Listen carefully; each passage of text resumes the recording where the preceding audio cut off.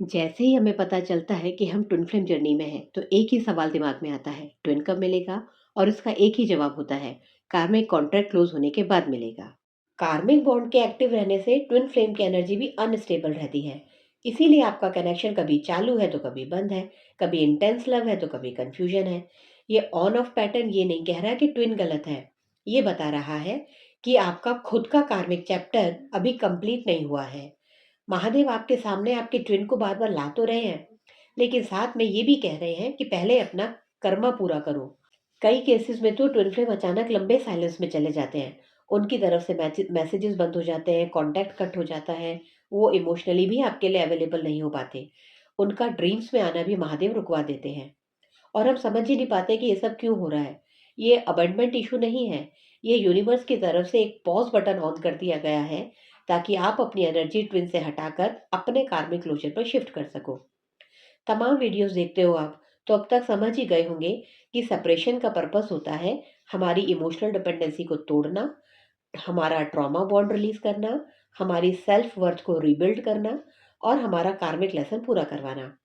जब ये सब पूरा हो जाता है, तो ट्विन फ्लेम को वापस आने के लिए पुश नहीं करना पड़ता। उनकी एनर्जी खुद ही अलाइन हो जाती है।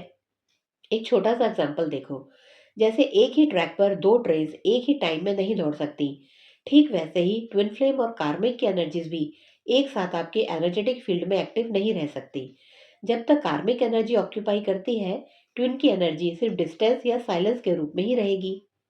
इसीलिए सेपरेशन ये नहीं बताता कि ट्विन दूर जा रहे हैं, वो ये कह रहा है कि पहले ट्रैक तो क्लियर कर लो अपना। रीयूनियन का रास्ता ना ट्विन से नहीं, कार्मिक कॉन्ट्रैक्ट के क्लोजर से ही होकर जाता है। मैं इसीलिए कार्मिक कॉन्ट्रैक्ट क्लोजिंग पर ही वीडियोस बना रही हूँ, क्योंकि यही तो पहला स्टेप है। जब आप एनर्जेटिकली अपने कार्मिक से फ्री हो जाते हो, तो भले ही 3D में कुछ इमीडिएटली ना दिखे, लेकिन आपके ट्विन की एनर्जी एक्टिवेट हो जाती है। इसका मतलब ये भी नहीं है कि तुरंत फिजिकल यूनियन हो ही जाएगा, लेकिन इतना जरूर हो जाएगा कि आप हार्मोनियस यूनियन के डायरेक्शन में मूव कर जाओगे। ट्विन फ्लेम जर्नी का ना एक ही सिंपल रूल होता है कि पहले अपने कार्मिक से मेंटली, इमोशनली और एनर्जेटिकली फ्री हो जाओ। उसके बाद ही 3D में शिफ्ट आएगा। और वो शिफ्ट भी तभी आता है जब आपकी स्पिरिचुअल प्रैक्टिसेस सही डायरेक्शन में होती हैं। आप कुछ भी फोर्स के साथ यहाँ नहीं कर सकते। इसीलिए सेपरेशन को पनिशमेंट नहीं मानो, ये सिर्फ एक रिमाइंडर है जो आपको बता रहा है कि अब कार्मिक चैप्टर क्लोज करने का टाइम आ चुका है। अगर आप इसी फेज में हो और मेरी बातें समझ पा रहे हो, तो कमेंट में एक रेड हार्ट ड्रॉप कर देना। मिलते हैं मेरे नेक्स्ट वीडियो में। तब तक स्टे ट्यून। Thank you.